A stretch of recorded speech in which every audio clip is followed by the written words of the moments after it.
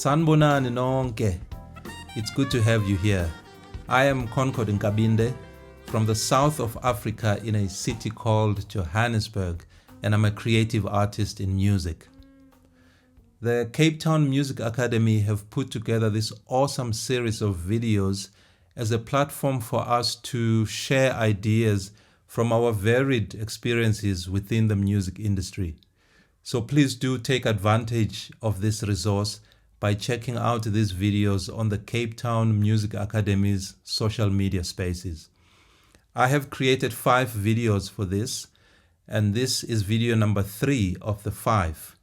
This third video is entitled Being a Session Musician.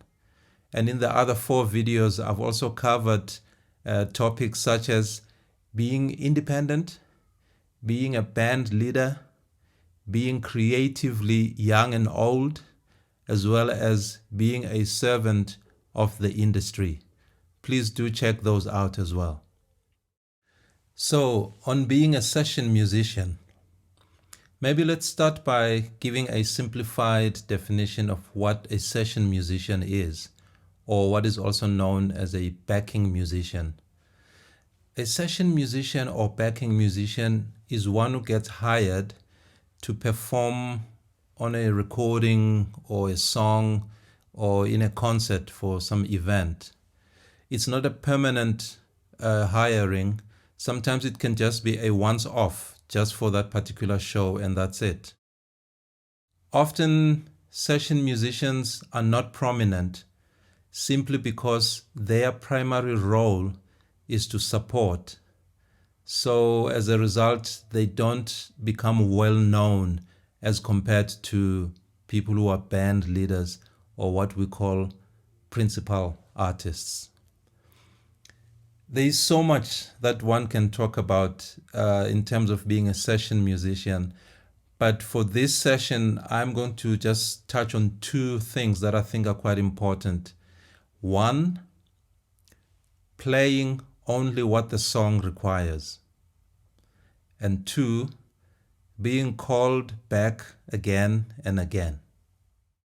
So, on playing only what the song requires, my approach to being a session musician is that of walking into a session or space and do my best to establish what it is exactly that is required of me. And I would then deliver just on that. If there's more that I can do, that will be established once I have served the primary reason for which I was booked. Unfortunately, with some session musicians, their attitude when they are booked is that of walking into a space and just blowing everybody away, and displaying what they believe is great musicianship, which sometimes it actually isn't. It may be fast, it may be fancy, it may be sophisticated, but that does not make it musical or relevant to what the song requires at that time. So my basic philosophy is play what the song requires, nothing more, nothing less. I mean, let's face it, as creators, we do want to be heard. As an artist, you spend so much time working on your artistry. You spend years and years and a lot of resources developing your craft. So when that moment comes and you're on stage, the temptation is to bring it all on. Maybe you should bring it on, but you don't have to bring it all on. Try and resist that temptation. Hold back. Preserve yourself. Preserve your ideas. And really zone into what the song is asking for at that particular time. And sometimes the song may not be asking you to do anything. The song might be asking for space. It wants to breathe. And there you are playing and thinking, I'm getting paid for this, so I must just keep playing. No. And obviously what then goes without saying is that as a session musician, I then need to have a certain level of understanding of various musical styles that I might play. I need to know the vocabulary of those different styles and what they're supposed to sound like. But that does not mean that you are now imprisoned within that sound and you cannot play anything outside of that. No. But I think it's always good whenever you deviate to understand and know what it is that you're deviating from. And this really is about having a deeper understanding of various musical styles. And I think it is also just an exercise of discipline. So on my second point about being called back again and again, being that session musician that people want to work with repeatedly is not just about your great musicianship.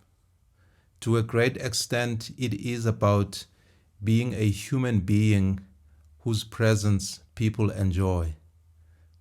I know some musicians who are amazing performers, musicians with mind-blowing skill, and yet nobody wants to work with them. There is something valuable in being a person that is positive, proactive, and always providing solutions. And I'm not talking about sucking up to your bosses or to your band leader.